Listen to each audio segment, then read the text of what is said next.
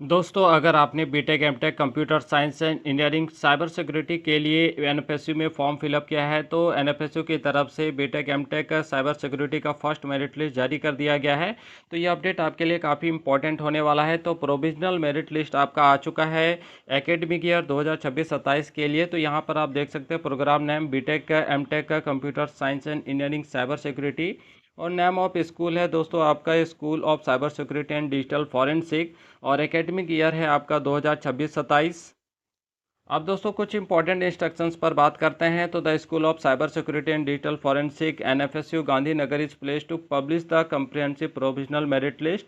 तो ये जो मेरिट लिस्ट है वो आपका एनएफएसयू गांधीनगर की तरफ से पब्लिश किया गया फॉर एडमिशन के लिए। और इस ये जो आपका लिस्ट है वो तैयार किया गया है based of valid JEE main 2026 score के बेसिस पर। और यहाँ पर आप देखें तो candidate shall be required to produce all relevant original documents and supporting records at the time of counselling and admission for scrutiny and validation. तो आपको यहाँ पर लेके जाना पड़ेगा जो भी आपका ओरिजिनल डॉक्यूमेंट्स है, आपने जो भी फॉर्म भरते समय डाला है तो वो सारी चीज़ें आपको लेकर जाना है काउंसलिंग और एडमिशन के टाइम पर।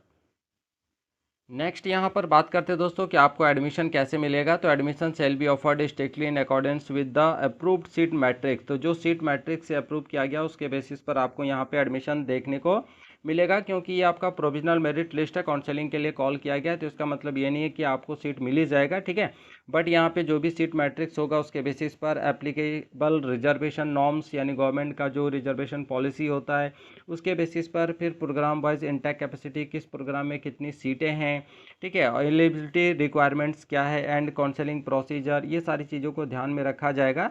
और the final allocation of seat shall be subject to availability of seat and fulfilment of all prescribed admission condition. तो अगर आप सारे कंडीशन को फुलफिल करेंगे तभी जो यहाँ पर आपको फाइनली जो है सीट का एलोकेशन जो है वो देखने को मिलेगा।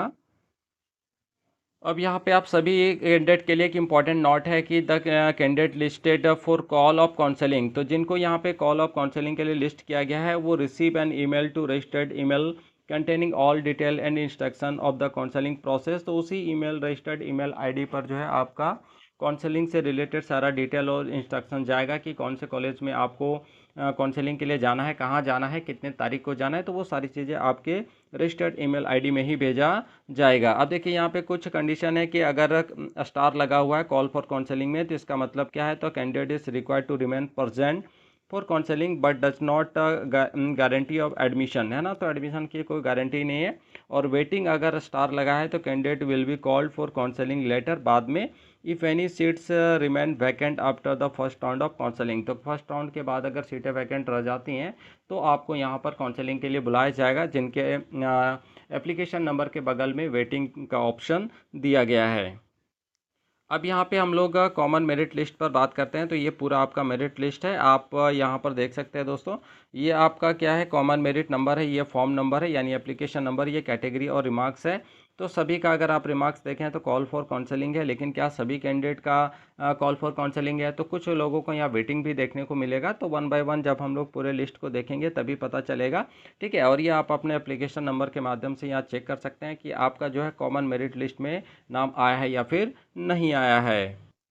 तो इसके अलावा देख सकते हैं ये पूरा जो है आपका कॉमन मेरिट लिस्ट का ही पूरा लिस्ट है, ठीक है। और ये सारे एप्लीकेशन नंबर इन सभी का जो है रिमार्क है वो कॉल फॉर काउंसलिंग है, यानी काउंसलिंग के लिए जो है कॉल किया गया है। तो कॉमन लिस्ट के अंदर आपको unreserved, OBC, NCL, SC, ST सभी बच्चे जो हैं वो देखने को मिलेंगे। इसके अलावा आपको यहाँ पर कैटेगरी वाइज लिस्ट भी जो है दोस्तों देखने को मिलेगा। तो वहाँ पे आपको सिर्फ कैटेगरी के स्टूडेंट दिखेंगे, बट कॉमन मेरिट लिस्ट में सभी बच्चों का यहाँ पे जो है नाम है, सभी कैटेगरी के बच्चे यहाँ पर हैं, ठीक है। तो आप अपने एप्लीकेशन नंबर के माध्यम से चेक कर सकते हैं कि आपका जो है काउंसलिंग के लिए कॉल हुआ है या नहीं हुआ है, अगर आपने फॉर्म फिलअप किया है, ठीक है। तो ये लिस्ट जो है दोस्तों छोटा मोटा नहीं है, बहुत बड़ा लिस्ट है। और आप देखते जाएंगे तो लगभग आपको बहुत सारे स्टूडेंट को यहाँ पे कॉल फॉर काउंसलिंग यानी काउंसलिंग के लिए कॉल किया गया है। तो ये लिस्ट बहुत बड़ा है, तो आप इस लिस्ट को डाउनलोड करके आप जो है चेक कर सकते हैं, ठीक है, कि आपका नाम जो है आया है या नहीं आया है। क्योंकि इतने बड़ा लिस्ट जो है देखना 243 पेज का लिस्ट है,